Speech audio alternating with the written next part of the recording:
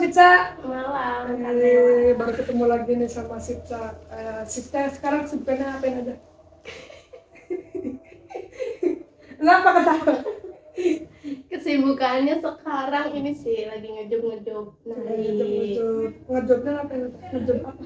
nari di wedding atau di acara-acara hari-hari besar gitu nari. Oh gitu. Selain itu ada nggak?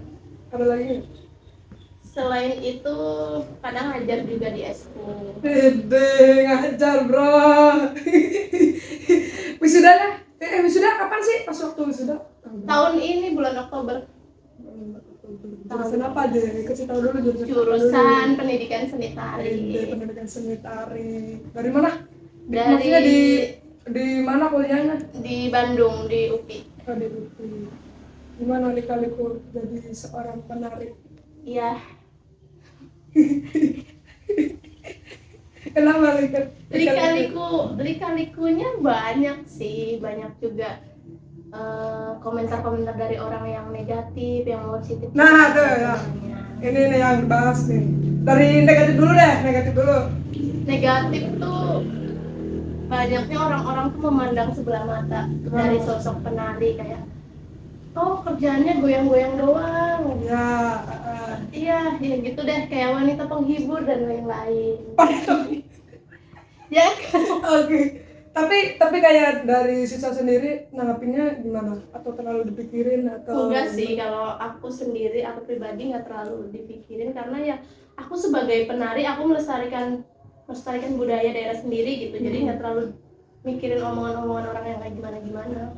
Yang penting aku pribadinya, aku menganggap aku bukan sebagai wanita penghibur, atau bukan hanya cuma goyang-goyang yang nggak jelas gitu. Tapi kan emang tapi ada nggak yang sekiranya adalah satu komentar negatif yang dipikirin terus jadi apa ya, jadi nggak mood lah gitu jobnya gitu, ada nggak? Enggak sih sampai sekarang. Jadi masih ya udah bodo amat aja sama omongan-omongan orang. Nggak terlalu dibawa ke hati. Benar. Kalau yang positifnya gimana? Ya positifnya ya banyak banget orang-orang yang ngedukung, nge-support dan lain-lain. Kayak pengen dia bisa nari, kayak kok bisa sih nari gitu. Padahal tuh susah, nari tuh susah gitu. Ini nari apa aja misalnya? Topeng, jaipong, semua kreasi. Ya belum, masih belajar. Jaipong nggak semua juga sih, ya ada beberapa lah. Bedanya jaipong sama topeng apa sih? Bedanya kalau topeng itu pakem, tarian tradisi, maksudnya berarti jadi pakem, jadi ada beberapa gerakan yang tidak boleh dirubah, ada pakemnya gitu. Iya. Nah kalau jaipong tuh masuknya dia ke kreasi baru, jadi akhirnya bisa diubah-ubah, koreografinya juga tentunya beda. Berarti kalau topeng itu istilahnya ada filosofinya lah. Iya betul banget. Gitu. Kayak lima wanda itu kan berarti menandakan silsilah dari kehidupan manusia. Oh iya betul. Nah, mulai menyukai dunia tari itu dari semenjak umur berapa? Dari SMP pas masuk eskul. SMP? Enggak. Kita kan satu eskul. Ya kan kita eskul seni. Kan kabar ya? Ya kan itu ada tari juga. Tapi belum nari nggak sih? Udah, kan tari kabar kan bagian dari nari itu joget-joget. Enggak. Tapi kan udah belajar topeng waktu itu. Ini nari mekanisik. Iya, berarti cukup lama ya ibaratnya dari semenjak SMP kelas 8 ya sampai sekarang. Ini masuk ke apa namanya, ngambil jurusan seni tari itu atas dasar pilihan sendiri apa sebelumnya emang ada opsi lain? Pilihan sendiri, jadi emang awalnya tuh nggak niat buat kuliah, cuma dapat kesempatan SNMPTN tuh raport. Jadi akhirnya memilih untuk kuliah dan ngerasa udah nyaman nih di tari gitu. Dari tuh ngerasa udah nyaman di tari, akhirnya memilih jurusan seni tari, walaupun lintas jurusan karena dulunya kan IPA. Tari kan IPS ya. Tadinya mah BK-nya tuh nyuruhnya matematika aja katanya, tapi aku kekeh milih ke tari akhirnya. Tapi pada saat itu misalkan ya pada saat itu kembali ke flashback, kalau misalkan jurusan seni tarinya nggak pilih opsi lainnya apa? opsi lainnya kampus lain, pilih kampus lain, pilihan duanya itu kampus Tapi lain. tetap jurusan Tetap itu. tadi. Kalau misalkan di kampus lainnya tetap nggak terima.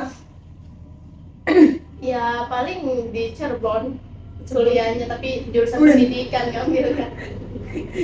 Berarti opsi lainnya tetap pendidikan. Tetap pendidikan. Nah, terus kayak misalkan sekarang kan berarti udah menjadi profesi, maksudnya profesi kayak bukan profesi apa ya, maksudnya udah menjadi sebuah hobi yang Dibayar. ya betul. Betul. Jadwalnya padat sekarang berarti. Ya lumayan. Tapi udah, maksudnya setelah lulus wisuda kan mau melanjutkan jenjang karirnya kemana? Ataukah mau menjadi sebagai seniman ataukah mau menjadi sebagai pendidik gitu? Sebagai pendidik sih, sebagai guru. Berarti udah nyobain ya dong? Udah nyoba ke itu belum? Daftar ke sekolah, ngajar? Sekarang lagi susah. Ini apa namanya? Udah nggak boleh guru honor tuh. Jadi harus PPG dulu. Harus PPG dulu. Iya, tapi sekarang mau ngelamar sih. Ada yang nawarin di swasta. Tinggal ngirim lamarannya doang. Dan itu mau diambil? Ya, mau. Tapi sebelumnya pernah daftar PPG kan? Udah, tapi nggak lolos. Lolos. Berarti ya tahun depan insya Allah. Insya Allah. Bener kan 1 tahun sekali nggak sih? Iya, tahun depan dibuka gelombang 2. Ya insya Allah lah PPG tahun depan gitu. Terus kalau misalkan apa namanya, oke lah untuk tantangan mungkin dari segi waktu ya, sama tenaga, karena kan kamu ngelatih juga ya. Ngelatihnya di beberapa sanggar double atau cuma satu? Di sanggar sama di sekolah sih. Sanggar sama sekolah. 1 minggu berapa kali? Sanggar 1 minggu 2 kali, sekolahnya 2 juga. SD sama SMP. SD sama SMP. Kayak misalkan contoh tantangannya kalau misalkan kayak aku ngelatih nih, apa sih yang harus mungkin kan dari ngelatih kan di sanggar ada yang dari SD, SMP, SMA, itu kan jadi sebuah tantangan dong, karena kan dilihat dari perkembangan anak kan beda-beda. Nah, kayak kamu sebagai pelatih tuh menerapkan kayak ngasih cara ke mereka tuh gimana gitu. Jadi dari perbedaan jenjang tersebut. Nah, iya. Nah, dari perbedaan jenjang tersebut tentunya metode yang kita gunakan juga berbeda ya, karena kan dari anak yang kecil sampai dewasa itu tentunya berbeda, daya tangkapnya beda-beda. Nah, biasanya kalau yang ke anak kecil kita lebih detail lagi nih, lebih detail, lebih sabar tentunya juga. Jadi ya harus pelan-pelan ngajarinnya. Kalau ke anak gede kan mereka udah kayak lumayan nih, daya tangkapnya juga udah ini. Tapi kalau saya ini, kok saya sih, aku aja ya. Kalau aku mah yang jelas banget perbedaannya tuh ngajar di sanggar sama di sekolah. Perbedaan anak-anaknya tuh. Karena kan kalau di sekolah mah mereka cuma belajarnya di eskul doang kan. Jarang beberapa anak sanggar. Sedangkan kalau yang di sanggar mereka belajar hampir seminggu 2 kali. Bahkan ada yang privat juga. Jadi tentunya beda banget nih antara pengajaran di sekolah sama di sanggar. Kalau di sanggar lebih detail lagi dan mereka tuh daya tangkapnya lebih cepat. Kalau di sanggar. Kalau di sanggar, kalau di sekolah ya begitu, kita harus lebih sabar lagi, pengulangan lagi karena mereka cuma seminggu sekali kan latihannya. Iya, benar. Gitu. Jadi sekali ya. Betul. Kalau di sanggar berapa? Seminggu berapa kali? Dua kali. Kadang ada beberapa yang privat juga setiap mau lomba atau mau tampil. Nah, kayak misalkan kalau misalkan di sanggar atau di sekolah kalian kan belajar tari nih, kalian latihan, terus kan pasti kan ada tujuan, kayak misalkan entah itu ada event atau ada pagelaran gitu. Cara menangani anak-anak yang belum tercapai ke gerakan selanjutnya itu gimana? Kan pasti kan misalkan kemarin ya pagelaran kan anak tuh harus step by step. Iya. Kalau misalkan 1, 2, 3 dalam jangka 1 minggu ini kan harus ditargetin sampai step keberapa gitu. Nah, sebagai seorang pelatih itu gimana caranya? Nah, kalau kita mah yang penting hafal dulu. Yang pertama mereka yang penting harus hafal dulu. Kalau masalah teknik belakangan nanti kita bisa benerin selanjutnya. Yang penting mereka udah hafal dulu nih gerakannya seperti apa dari awal sampai akhir. Iya. Nah, kalau udah baru kita belajar ke tekniknya. Biasanya kalau anak-anak kan biasanya kalau tampilan-tampilan acara-acara tertentu kelompok ya. Iya. Biasanya yang paling hafal itu kita taruh di depan biar yang di belakang bisa ngikutin ngikutin. depan gitu. Oh, gitu. Nah, terus kayak semisal kamu mau ada niatan jadi ini nggak, maestro seniman seni?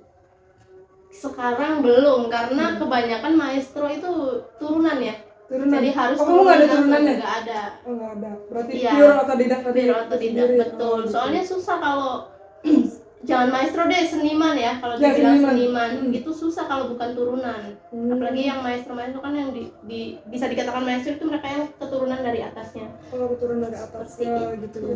Iya. Ya, barangkali kan kamu sekarang mau jadi seniman lah gitu, biar nanti anak kamunya tuh ini nerusin terus ada gelar maestro gitu ya. Maestro siapa namanya? Ibunya Sitsa. Kayaknya terlalu berat deh kalau di, Kenapa bisa dikatakan berat? karena gimana ya? Ya itu turunan itu. Turunan itu. Iya. Istilahnya yang membuat kamu tuh ya, adalah kepikiran mau jadi seniman, tapi karena kamu basicnya itu otodidak, bukan turunan dari seorang seniman gitu kan, bukan dari seorang maestro, jadi sehingga kamu tuh mengklaim bahwa oh iya maestro itu harus punya turunan. Iya, gitu. sampai gitu. Oh, gitu. Terus juga emang pengennya jadi pendidik sih, karena Kan dari pendidik dari awal masa iya ya. betul juga, karena kan terjamin gitu ke depannya bagaimana. Kalau seniman kan ya terjamin juga sih, tapi kan nggak seterusnya gitu, nggak sampai Karena pendapatan juga pun kalau seorang seniman itu kan nggak. dikatakan besar ya, Iya. dari segi jobnya, tapi tidak apa ibaratnya sesuai dapat jobnya lah gitu. Betul banget. Kalau beda dengan kalau seorang pendidik kan gajinya bulanan Iya, gitu, tapi bulanan. udah pasti digaji Iya, gitu. betul. Oh, gitu. Nah, selama flashback dulu ya, selama masa-masa kuliah, hal yang paling berat pada saat di UPI sebagai seorang ini mahasiswa seni tari apa? Apa yang paling berat ya? Pasti dong dari segi pertemanan terutama, kayak misalkan gitu. Kayak aku dari jurusan aku sendiri pas waktu pertama kali juga kan penyesuaian ke apa namanya, ke anak-anaknya kan udah jelas. Tapi kan tentang jurusannya nih lebih ke kayak aku BK. Nah, tantangan aku pas pada saat jadi mahasiswa itu ya sekarang jadi mahasiswa. Kayak itu kan ada praktek konseling apa gitu kan, aku harus mikir gimana nih supaya apa ya, belajar bahasa komunikasi sama klien tuh gimana. Kamu kan sebagai mahasiswa tari pada saat itu ya kan, misalkan harus apa sih yang apa ya ibaratnya yang susah lah gitu. Oh iya. Kalau aku mah waktu awal-awal ya, waktu masih maba, yang susah tuh dari segi bahasa. Karena kan Jawa, dari bahasa Jawa ke Bandung kan Sunda tuh. Oh, jadi iya. agak susah, agak sulit dipahami juga dari beberapa obrolan-obrolan dari teman-teman. Dan ada beberapa dosen juga yang ngomongnya tuh pakai bahasa Sunda pas awal. Jadi iya. Belajarnya. Iya, betul. Jadi agak kurang paham. Agak kurang paham sama bahasa. Terus ada beberapa juga ya itu sih, itu aja paling kendala bahasa sama waktu. Kalau seni tari tuh dia nggak tahu waktu, malam, pagi, siang itu. Jadi kalau semisal ada acara, apalagi mau UAS ya, itu pasti bisa pulangnya bisa dari kita nih latihan dari pagi bisa sampai pagi lagi. Nah, gitu. UASnya tuh praktek berarti Praktek. bikin pagelaran Iya, bikin pagelaran. di Drama luar tari. kampus atau di dalam kampus? Kadang di luar kampus, kadang juga di dalam kampus. Sama terakhir nih, buat kita kasih tahu buat teman-teman semuanya yang hobi nari, yang punya kepengenan menjadi seorang penari, menjadi seorang seniman, kamu kasih motivasi buat mereka. Kan tadi yang pertama berawal dari sisi negatif itu yang tadi yang dihujat, yang masalah nari-nari doang apa kayak gini, meyakinkan supaya mereka tuh ini nih nanti tantangan sebagai seorang penari tuh kayak gini, cara mengatasinya tuh gimana. Jadi buat temen-temen yang hobi nari atau basicnya nari, kalian pokoknya jangan patah semangat, terus latihan, jangan mudah menyerah. Terus apa ya? Ya kalau misalkan ada komentar-komentar negatif. Iya, kalau ada komentar-komentar negatif nggak usah didengerin, dibodoh amatin aja, karena kita hidup itu nggak terus ngedengerin omongan orang. Mending kita ya udah ambil sisi positifnya aja, atau kita juga nari dapat uang, kita juga bisa menyalurkan hobi dan mendapat kesenangan kita pribadi gitu. Jadi ya udah ambil sisi positifnya aja, sisi negatifnya kita buang. Seperti Terima kasih Sitsa. sama-sama Kanela.